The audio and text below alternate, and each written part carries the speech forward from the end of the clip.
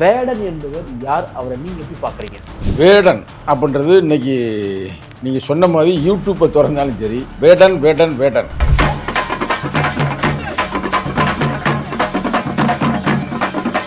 வேடன் வேடன் என்று இவரை கேவலமாக பேசியிருக்கிறாங்க. பள்ளிக்கு செல்லும் பொழுதும் அங்கேயும் கேவலப்படுத்தியிருக்கிறார். கேரளாவை சார்ந்தவராக இருந்தால் கூட ஒன்றும் பிரச்சனை இல்லை. ஆனால் தாய் யாரு? ஈழத்தமிழ், ஒரு தமிழன் அப்படின்ற மாதிரி கேவலப்படுத்தி இருக்கிறார்கள். அந்த துயரங்கள் துன்பத்தோட வழியோடு வாழ்ந்த அந்த இளைஞன் அடிமகள் வாழும் நரகம் போல இடத்தில் என்னை பெற்றோ கல்லு போல இருக்கு.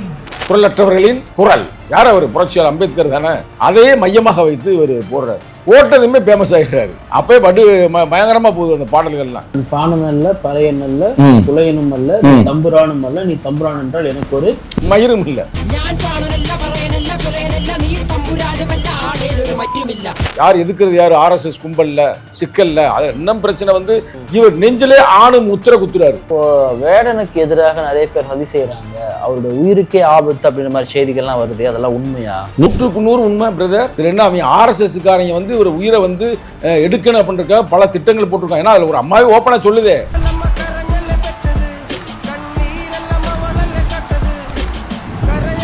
தம்பி அதிவிரைவில் எங்கள் தலைவர் எழுச்சி தமிழரை சந்திக்கின்றார். எங்களுடைய தலைவருடைய கோட்பாடுகளைத்தான் நான் பாடுகிறேன். அவருடைய ஐக்கான் யாருன்னா புரட்சியாளர் அம்பேத்கர். இன்னைக்கு புரட்சி அம்பேத்கர் தொடர்ச்சியாக இயங்குவது எங்கள் தலைவர். பேசும்பொழுது கூட உடனே நாங்கள் சந்திச்சிருவோம். இப்போ அவருக்கு சில பிரச்சனைகள் இருக்கு அப்படின்னு சொல்லிட்டு நம்ம சந்திப்போம் இந்த வாரத்தில். பேசுனீங்களா அவர்கிட்ட? நேரடியாக அவர்கிட்ட பேசியாச்சு. என்ன சொன்னார், என்ன பேசுனீங்க? அப்ப சில நண்பர்கள் மூலமாக இவருக்கு ஒரு வளையத்தை உருவாக்கி, இவர் ஆரம்பத்தில் ஏழ்மையாக இருந்தனால், அந்த வறுமையில் இருந்தனால் சில நேரங்களில் கஞ்சா ஆரம்பத்தில் குடித்திருக்கலாம்ன்றாங்க. அது என்னன்னு தெரியல. அதை ஞாபகப்படுத்துறமே வெளிநாட்டில இருந்து உனக்கு கொண்டாந்து இருக்கோம்டா. எங்க இருந்து? பேங்காக்ல இருந்து கொண்டாந்து இறக்கியிருக்கேன். சுருள் கஞ்சா, விலை மதிப்பற்றது. அதை சாப்பிட்றா அப்படின்ற மாதிரி சாப்பிட கொடுத்துட்டு நீங்களே போலீஸ்க்கு ஃபோன் பண்ணி சொல்லி ஆளை பிடிச்சிடுறாங்க. பிடிச்சதுமே அடைக்கும் போது அப்படியே போலீஸ் இதுல போறாரு. ஆனா அவனுக்கு தெரியாது இன்னும் ஒரு 4 நாள்ல இவனே பாதுகாப்புக்கு போக போறான்றது அவனுக்கு தெரியாது. உள்ள போனதுமே மக்கள் திரட்சி ஆயிருது.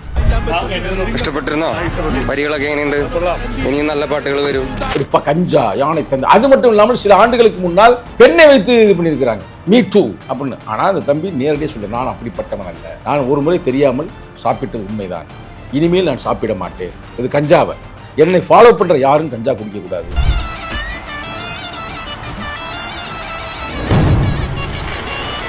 ரஜினிகாந்த் படத்துல பூரா எல்லா படத்துலயுமே ஆல்மோஸ்ட் ஷேரில இருந்து வர்ற மாதிரி காட்டுவாங்க. ஆனா அவர் எங்கேயாவது வெளியூர்ல இருந்து இங்க பிறந்தார் அப்படின்ற மாதிரி, தத்து பிள்ளை அப்படின்ற மாதிரி காட்டுவாங்க. அதெல்லாம் உடைச்சு ரஞ்சித் அவர்கள், டேய் நாங்க தான்டா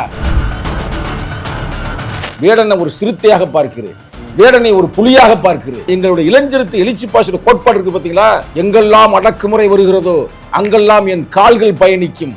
சேக்குவார சொன்னார். அதுலதான் நாங்கள் களமாடி கொண்டிருக்கிறோம். சாதி, மதம், இனம், மொழி எல்லாத்தையும் கடந்து மனித நேயத்திற்கு, மனித பண்பாட்டிற்காக தான் நாங்கள் போராடி கொண்டிருக்கிறோம். மனிதனை மனிதனாக மதியடா அப்படின்ற அதே கருத்து, அதே கோட்பாடு.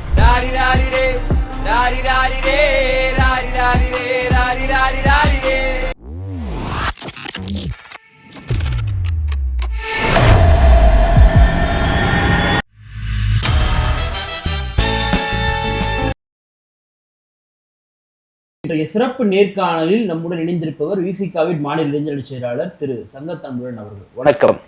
வணக்கம். சோஷியல் மீடியாவை திறந்தாலே எங்க பார்த்தாலும் வேடன் வேடன் வேடன். யார் இந்த வேடன்? வேடனுடைய வரலாறு தெரியுமா? வேடன் இந்த மாதிரிலாம் பண்ணியிருக்காரு, சிறைக்கும் போயிருக்காரு அப்படின்ற மாதிரி பல விஷயங்கள் சோஷியல் மீடியாவை இன்றைக்கு ஆக்கிரமித்திருக்கக்கூடிய ஒரு மிகப்பெரிய ஒரு ரசிகர் பட்டாளம் மிகுந்த ஒரு இளைஞராக கேரளாவை சார்ந்த வேடன் இருக்கின்றார். அடிப்படையில் அவர் ஈழ தமிழர் தான் அவர் வேடன். வேடன் என்பவர் யார், அவரை நீங்க எப்படி பாக்குறீங்க? வேடன் அப்படின்றது இன்னைக்கு நீங்க சொன்ன மாதிரி யூடியூப்பை திறந்தாலும் சரி, எந்த வகையான சோசியல் மீடியாவை திறந்தாலும் வேடன் வேடன் வேடன் அப்படின்னு தான் இப்போ வந்திருக்குது. வேடனுடைய இயற்பெயர் முரளி, சரிங்களா? அவர் எப்படின்னா, அவங்க தாய் ஒரு ஈழத்து பெண்மகள். இன்னும் சொல்ல போனா, நான் தான் முதல் சொல்றேன், யார் இது வரைக்கும் சொல்லவே இல்லை. ஈழத்து பெண்மகள் மட்டுமல்ல, புரியும் நினைக்கிறேன் யார் அந்த பெண்மகள்ன்றது உங்களுக்கு தெரியும். சில காலகட்டத்திற்கு முன்னால் அங்கிருந்து அவர்கள் விரட்டடிக்கப்பட்டார்கள். விரட்டடித்த பிறகு அந்த பெண்மகள் சென்னைக்கு தான் வர்றாங்க. சென்னையில் கொஞ்ச நாள் இருந்துட்டு திருச்சிக்கு போகிறாங்க. திருச்சியில் இருக்கும் பொழுதுதான் திருச்சூரை சார்ந்த ஒரு, அதாவது கேரளா இளைஞனை சந்திக்கிறார். சந்தித்த பிறகு இருவருக்கும் காதல் மலர்கிறது. அந்த காதலின் எச்சமாக, அந்த காதலின் ஒரு அச்சாரமாகத்தான் தம்பி வேடன் பிறக்கிறார். கொஞ்ச நாள் மதுரையில இருக்கிறாங்க. மதுரையில் சில காலம் வந்து அவங்க சும்மா இந்த தொழில், சாதாரண தொழில் தானே பண்ணுவாங்க. அது பேர் கன்ஸ்ட்ரக்ஷன் ஒர்க்கு அதுன்னு பண்ணி இருக்கும்போது அங்கே செய்கிறாங்க. திருச்சூரில் சென்றும் அதே மாதிரி மிக ஏழ்மையான ஒரு குடும்பத்தில் அவர்கள் வாழ்கிறார்கள். அவர் வந்து போய் வந்து இந்த மீன்களை பிடித்து அதை சாப்பிடுகின்ற அந்த பழக்கம். அப்போ மீனை பிடிக்கிறது கூட அவர்கிட்ட வலை இல்லை, தூண்டில் இல்லை. அப்போ வந்து அவரே ஒரு அம்பு மாதிரி செய்து அதை பிடிச்சி சாப்பிட்ருக்காரு, வேட்டையாடி இருக்கிறார். ஆகையால் வேடன் வேடன் என்று இவரை வந்து கேவலமாக பேசியிருக்கிறாங்க. அது மட்டும் இல்லாமல் பள்ளிக்கு செல்லும் பொழுதும் அங்கேயும் கேவலப்படுத்தியிருக்கிறார்கள். ஏன்னா அவர் வந்து ஒரு உண்மையான ஒரு கேரளாவை சார்ந்தவராக இருந்தால் கூட ஒன்றும் பிரச்சனை இல்லை. ஆனால் தாய் யார்? ஈழத்தமிழ். அப்போ தமிழன், இவன் ஒரு தமிழன் அப்படின்ற மாதிரி கேவலப்படுத்தியிருக்கிறார்கள். அந்த துயரங்கள் துன்பத்தோட வழியோடு வாழ்ந்த அந்த இளைஞன் நன்றாக கவிதை எழுதுவார், நன்றாக பாட்டு பாடுவார், நன்றாக மக்களை நேசிப்பார். இதெல்லாம் வந்து இயற்கையாகவே அவருக்கு உருவாகிறது. அந்த இயற்கையாக உருவானதுனால அவர் தானாக பாடிக்கிட்டுலாம் இருந்திருக்கிறார். அது மட்டுமல்லாமல் கன்ஸ்ட்ரக்ஷன் வேலை பார்க்கும்போது பாடுறாரு. அங்கே ஒருத்தர் பார்த்துட்டு இவரை போய் ஆஃபீஸில் பாய் மாதிரி வேலைக்கு சேர்க்குறாரு. அவர் யாருன்னு பார்த்தா ஒரு எடிட்டர். அப்புறம் அவர் மூலமாக தான் இவர் வந்து எடுத்ததுமே ஒரு கேசட் போடுறாரு, பார்த்துருப்பீங்க. வாய்ஸ் ஆஃப் வாய்ஸ்லெஸ், குரலற்றவர்களின் குரல். யார் அவர்? புரட்சியாளர் அம்பேத்கர் தானே. அதே மையமாக வைத்து இவர் போடுறாரு. போட்டதுமே ஃபேமஸ் ஆகிடுறாரு. அப்போயே பயங்கரமாக போகுது அந்த பாடல்கள்லாம். அதில் சொல்லுவார்ல, கேட்டிருப்பீங்க, யாரும் ஃபேமஸாக இருக்குல்ல, பானம் அல்ல பறையன் அல்ல புலையனும் அல்ல தம்புரானும் அல்ல, நீ தம்புரான் என்றால் எனக்கு ஒரு மயிரும் இல்லை. கரெக்டா? அது மாதிரி பாடியிருப்பாரு. அப்போ அந்த பாட்டு வெறும் இசை கலந்த ஒரு பாடல் மட்டுமல்ல, அவர் வலியை பாடுகிறார். பாடும்போது யாரா அந்த தம்பி அப்படின்னு பார்க்குறாங்க. அதே நேரத்தில் அந்த முதல் பாடல்லே வந்து மோடி எதிர்த்து பாடுகிறார். அப்ப அங்க இருக்கிற RSS கும்பல் சும்மா இருப்பாங்களா? அவங்க உடனே இவரை வந்து கைது செய்யணும். அங்க இருக்கிற ஒரு சசிகலா கைது செய்யணும், இவரை வந்து எண்ணெயை வந்து இவரை வந்து விசாரிக்கணும் அப்படிலாம் போட்டு பயங்கர சிக்கலை கொடுக்குறாங்க. அந்த காலகட்டத்தில் ஒரு உண்மை சொல்லித்தாங்க, கம்யூனிஸ்ட் வந்து பெருசா அவருக்கு வந்து ஒரு சப்போர்ட்டர் இல்லை, ஆதரவாக இல்லை. நான் சொல்றது 100% உண்மைங்க, ஆதரவாக இல்லை. அப்ப காங்கிரஸ் மட்டும் ஒரு எதிர்கட்சியா இருக்கனால அவங்க தம்பிக்கு ஆதரவாக குரல்லாம் கொடுக்குறாங்க. ஆனாலும் கூட இவர் எதிர்த்து பயங்கர பல பிரச்சனை உருவாகுது. யார் எதிர்க்கிறது? யார்? RSS கும்பல்ல சிக்கல்ல. அது இன்னும் பிரச்சனை வந்து வெறும் வந்து கேரளிஸ்ட் மட்டும் மலையாளி அப்படின்னு இருந்தா கூட பிரச்சனை இல்லை. மலையாளி கலந்த ஒரு ஈழத்தமிழன் அப்படின்னு மட்டும் இல்லாம இவர் நெஞ்சிலே ஆணு முத்திர குத்துறாரு. எல்லாரும் அவன் சின்ன பயில்கள்லாம் பச்சை குத்துறது ஏதோ நடிகர் பேரு இல்ல ஒரு அரசியல்வாதி பேரா கூட எழுதுவாங்க. ஆனா இந்த காலகட்டத்தில் இந்த அன்பு தம்பி போராளி வேடன் அவர்கள், புரட்சி பாடகர் வேடன் அவர்கள் நெஞ்சிலே ஆண் எழுதுறாரு. அப்பா மலையாளியாக இருந்தாலும் கூட அந்த தாய் மேல் இருக்கின்ற பாசத்தால், தாய் ஒரு 4 ஆண்டுகளுக்கு முன்னால் இறந்து போகிறார், அந்த காலகட்டத்தில் எழுதுறாரு. அப்போ ஒரு பேட்டியை கொடுக்குறாரு. ஆ என்றால் என்ன? ஆ என்றால் அன்பு, ஆ என்றால் அம்மா, ஆ என்றால் அப்பா, ஆ என்றால் அறிவு, ஆ என்றால் அரசியல், ஆ என்றால் அஞ்சாமை. அஞ்சாமை கரெக்டா பாத்துருக்கீங்க அவருக்கு. நீங்களும் அந்த பொண்ணுக்கு தெரியல அஞ்சாமைனா என்னன்னு கேக்குது மலையாளத்துல. அவர் உடனே அஞ்சாமைக்கு விளக்கம் கொடுக்குறாப்புல. சரிங்களா? அப்ப அவ்வளவு ஒரு பெருமைக்குரியவர். அவரை பார்த்து அவர் வாட்டுக்கு அமைதியா அவர் கேரளால ஒரு பாட்டை போட்டோமா கொண்டோமா அப்படின்னு இருந்திருப்பாரு. இவரை போய் கைது பண்றாங்க. என்ன கைது பண்றாங்கன்னா, உங்களுக்கு RSS வேலை தெரியும்ல, ஒருத்தனை வந்து நேருக்கு நேர எதிர்க்க முடியவில்லை என்றால் மறைமுகமான வேலைகளை செய்வார்கள்.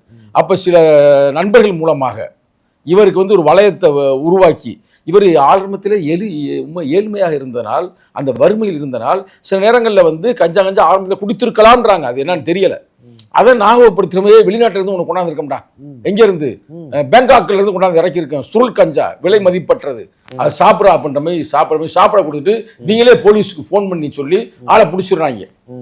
பிடிச்சதுமே நல்லா கேட்டுக்குங்க, பிடிச்சதுமே தூக்கி போய் உள்ள ஜெயிலில் அடைக்கிறாங்க. அடைக்கும் போது அப்படியே போலீஸ் இதுல போறாரு. ஆனா அவனுக்கு தெரியாது இன்னும் ஒரு 4 நாள்ல இவனே பாதுகாப்புக்கு போக போறான்றது அவனுக்கு தெரியாது. உள்ள போனதுமே மக்கள் திரட்சி ஆயிருது எல்லா பக்கத்துமே. ஏன் கைது செய்தார்கள் அப்படி இப்படின்னு. கம்யூனிஸ்ட் என்ன ஆகி போச்சு, வேற வழியே இல்லாம. ஏன்னா அவர் எடுத்துக்கின்ற கோட்பாடு என்ன? அடக்குமுறை, ஆதிக்கம், சுரண்டலுக்கு தான் எதுக்குறாரு. அதான் கம்யூனிஸ்டம். சேக்குவேராவை பாடுறாரு, சேக்குவேராவை இது பின்புலமா வைக்கிறாரு. புரட்சியாளர் அம்பேத்கர் போட்டா வச்சு பாடுறாரு. ஐயங்காலை புரட்சியாளர் எங்க கேரளாவுடைய அவர் பாடலை வைத்து பாடுகிறார். அது வெறும் வந்து ஈழத்து பிரச்சனை மட்டும் அவர் பாடல, வறுமையை மட்டும் பாடல. நல்லா கேட்டுக்கிறீங்க. பாலஸ்தீன விடுதலையை பற்றி பேசுகிறார், கருப்பர் விடுதலையை பற்றி பேசுகிறார். புரியுதா உங்களுக்கு? அதாவது இன்னமும் சொல்ல போனா எங்களுடைய இளஞ்சிறுத்தை எழுச்சி பாசோட கோட்பாடு இருக்கு பார்த்தீங்களா, எங்கெல்லாம் அடக்குமுறை வருகிறதோ அங்கெல்லாம் என் கால்கள் பயணிக்கும் அப்படின்னு சேக்குவாரா சொன்னார். அதில் தான் நாங்கள் களமாடி கொண்டிருக்கிறோம்.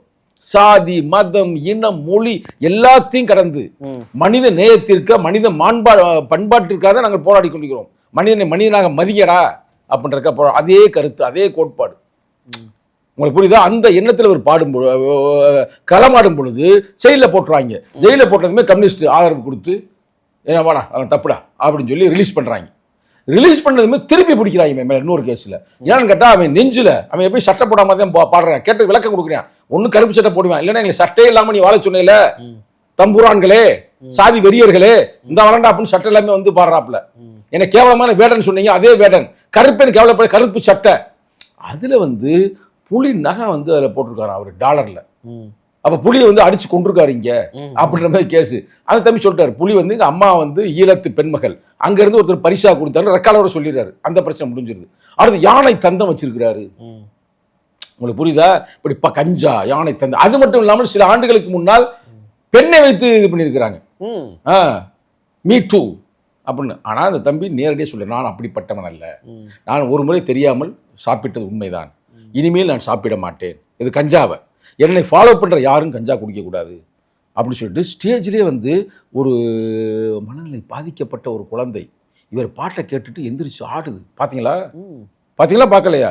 அவ்வளவுக்கு வந்து அவர் சிலர் நேரடியாக போடுறாங்க. அது மட்டும் இல்லாமல் வெறும் தலித்து இளைஞர்கள் மட்டுமல்ல, அனைத்து இளைஞர்கள் வர்றேன். இளைஞர்கிட்ட தான் சாதி இல்லையில, இளைஞர்கிட்ட படிச்ச இளைஞர்கிட்ட சாதி இருக்குமா? கேரளாவே படிப்புல வந்து முன்னேற்றம், எல்லா பயிலும் வர்றேன். நீ சொல்ற தம்பூரானா கும்பூரான ஏதோ பொண்ணு பாடுறாங்கல்ல, அவங்களும் வர்றாங்க. நான் நாக்கியர் எதுவும் சொல்லுவாங்க, இங்கே சில முக்கியமான பெரிய பெரிய கேஸ்ட் சொல்லுவாங்க, பேர் நமக்கு தெரியாது, நம்பூதிரி பாட் அப்படின்னு சொல்லுவாங்க. நம்ம துபாயில இருக்கும்போது பழகுவாங்க பிரதர். அவங்களாம் வர்றாங்க. அவங்க என்ன சொல்றாங்கன்னா, நாங்க வந்து இது இவரை தம்பியை வந்து சும்மா ஒரு தலித்தா நாங்க பார்க்கல, இல்ல தம்பி வந்து ஒரு ஈழத்து பையனா பார்க்கல, இவர் அடக்குமுறை எதிர்த்து போராடுகிறார், ஆனால் நாங்கள் ஆதரவு கொடுக்குறோம் அப்படின்னு இளைஞர் எல்லா பையனும், ஆம்பளை பையன் பொம்பளை பிள்ளை எல்லாம் தட்டி ஏறவுமே அது இன்னைக்கு இந்தியா பூரா பரவுது. ஒரு பேட்டில் என்ன சொல்றாப்புலன்னா, அவர் சொல்ற பேட்டியில் சொல்றேன், தென்னிந்தியாவில் இருக்கின்ற அனைத்து புரட்சி பாடல்களையும் நான் ஒருங்கிணைக்க போகிறேன். எப்படி கத்தார் ஒருத்தர் இருந்தார் பார்த்தீங்களா? ஆமா, எங்க ஆந்திரால புரட்சி பாடகர். அவர் பாடினாருன்னா பல லட்சம் பேர் வருவாங்க. சிரஞ்சீவி கூட அவளை கூட்ட வராது, ஆனா அவர் பாடினா அவர் கூட்டம் வரும். பயங்கரமான பாடகர். இப்போ அவர் இறந்து போய்விட்டார் கொஞ்சம் நாட்களுக்கு முன்னர். எங்களுக்கு நேரடி பழக்கம், எங்கள் நிகழ்வுகள் நிறைய கலந்து கொண்டார். எங்கள் கட்சி நிகழ்வுக்கு நாங்களும் அங்கே போய் நேரடியாக சந்தித்து இருக்கிறோம். அந்த வகையில் இப்போ இந்த தம்பிகிட்ட நேற்று பேசியாச்சு. ஒரு தொடர்பில் வந்து தம்பிகிட்ட பேசியாச்சு. தம்பி அதிவிரைவில் எங்கள் தலைவர் எழுச்சி தமிழரை சந்திக்கின்றார். எங்களுடைய தலைவருடைய கோட்பாடுகளைத்தான் நான் பாடுகிறேன். உங்களுக்கு புரியுது? அவருடைய ஐக்கான் யாருன்னா புரட்சியாளர் அம்பேத்கர். இன்னைக்கு புரட்சி அம்பேத்கர் தொடர்ச்சியாக இயங்குவது எங்கள் தலைவர். சரிங்களா? அப்ப எங்க தலைவர் என்ன சொல்றது? இளைஞர் அணிக்கு என்னங்க சொல்லியிருக்கிறாரு? இந்த இளைஞருடைய லோகோ பார்த்துருக்கீங்களா? ஒரு பக்கம் தலைவர் இருப்பார், இன்னொரு பக்கம் ஷேக்குவேரா இருப்பார். ஷேக்குவேர முக்கியமான கருத்து என்ன? எதையா தான் நாங்கள் எதிர்ப்போம் மக்களுக்காக, யாருக்கும் பயப்பட மாட்டோம். செக்குலரிசம் இப்போ வந்து நாங்கள் வந்து நடத்த போறோம். என்ன நடத்த போறோம்? வருகின்ற 14ஆம் தேதி. அந்த 14ஆம் தேதி ஷேக்குவேராவுடைய பிறந்த நாள். அதே நாளில் இது நாங்கள் பேர் நடத்துறோம். ஏன்னா செக்குலரிசத்தை பற்றி முதலில் அதுக்காக பாடுபட்டவர் ஷேக்குவேரா. இப்ப சொல்லுங்க. இவர் வந்து இந்தியாவுடைய மைக்கேல் ஜாக்சன் அப்படின்லாம் புகழ்றாங்க இல்லையா? இந்த புகழ்ச்சி எப்படி பாக்குறீங்க நீங்க? உறுதியாக மைக்கேல் ஜாக்சன் வந்து கடைசி காலகட்டத்தில் வந்து முதலாளியுடைய கை பாவையாக மாறிவிட்டார். அது வேற அவங்களே கொண்டு விட்டாங்க, அது வேற பிரச்சனை. ஆனா ஆரம்ப காலகட்டத்தில் வழிகளை பேசினார், நிறவெறி எதிர்க்காக குரல் கொடுத்தார். அதை வச்சுதான் அவர் ஃபேமஸ் ஆனது. இப்ப தம்பி அதே மாதிரி பாடி வருகிறார். ஆனா அவர் வந்து முதலாளிகள் கைக்கு போயிடக்கூடாது, இல்லைன்னா மைக்கேல் ஜாக்சன் வாழ்க்கைமே போயிடும். கரெக்டா? நிச்சயம் போக மாட்டார். நம்ம பேசின வச்சு நமக்கு தெரிய வருகிறது. சரிங்களா? அதனால தமிழ்நாட்டுல ஒரு புறம் பாத்தீங்கன்னா பாடகர் அறிவு, அவருடைய ரேப் வந்து மிகப்பெரிய ஒரு செல்வாக்கு இருந்தது.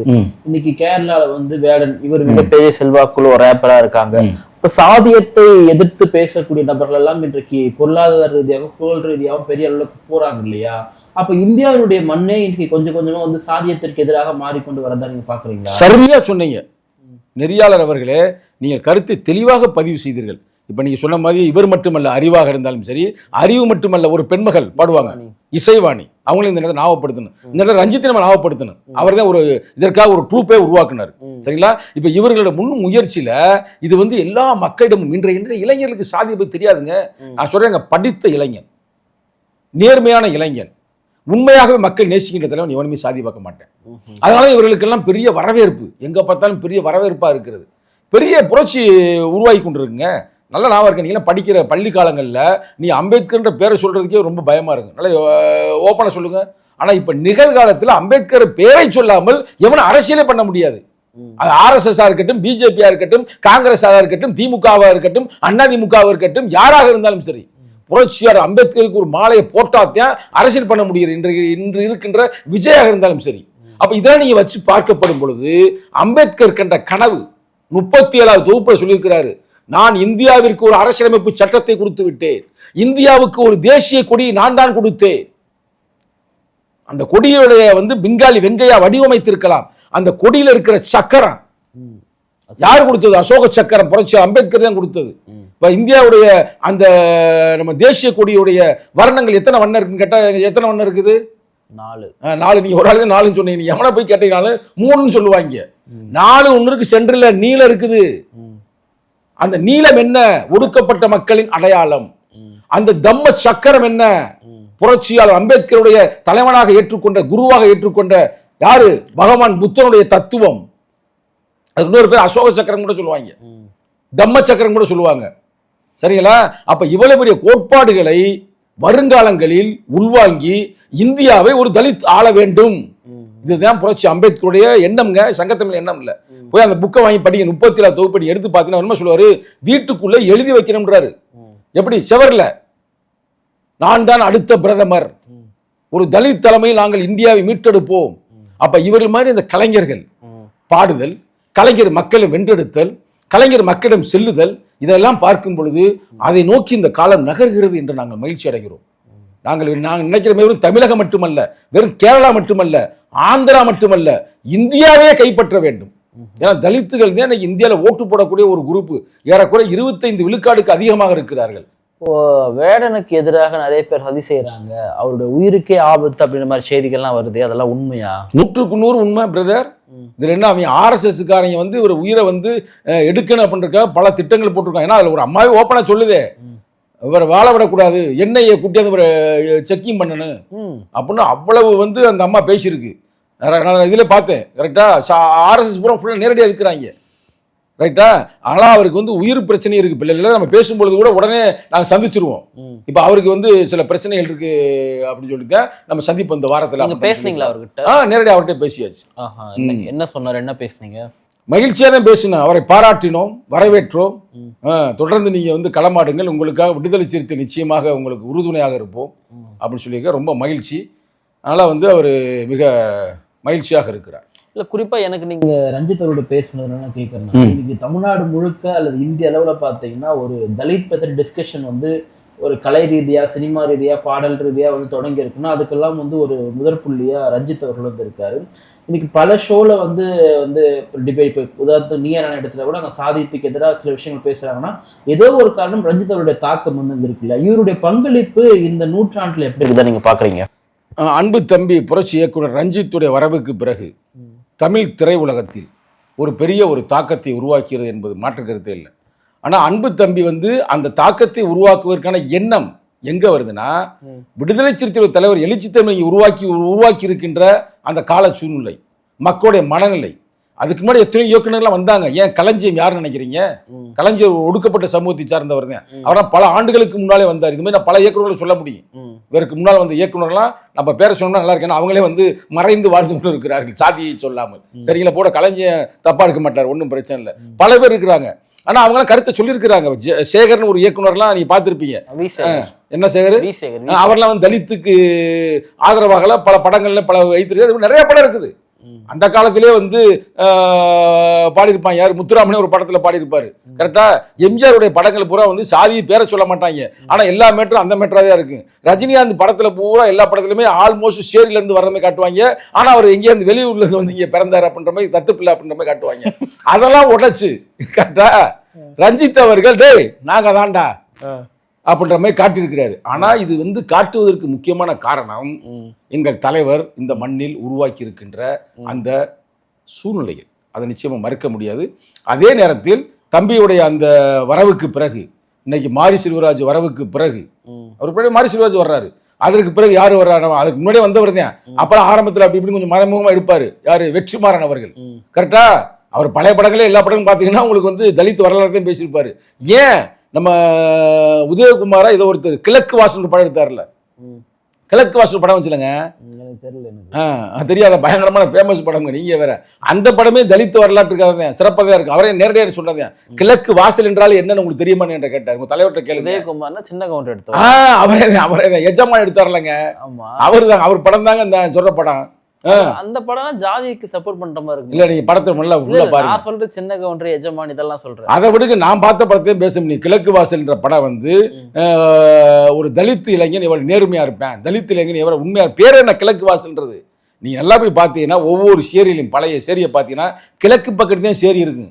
ஏனென்றால் அவன் அந்த காலத்தில் என்ன நினைச்சிருக்கிறான்னா, வீசுற காத்து கூட கிட்ட வந்துடக்கூடாது அப்படின்ற. ஏன்னா அவன் என்ன நினைக்கிறான்னா, எல்லா காத்தும் கிழக்கு நோக்கி தான் வீசும், கிழக்குல இருந்து காத்து வராது அப்படின்னு. நீ எல்லாம் பாருங்க, பழைய சேரியை புறம் பாருங்க, ஓரமா கிழக்கு பக்கம் வச்சிருப்பாரு. அதே அவர் பேரை கிழக்கு வாசல் வச்சு அது ஒரு ஹீரோ வந்து ஜனநாயகத்திற்காக பாடுபடுவருமே காட்டியிருப்பாரு.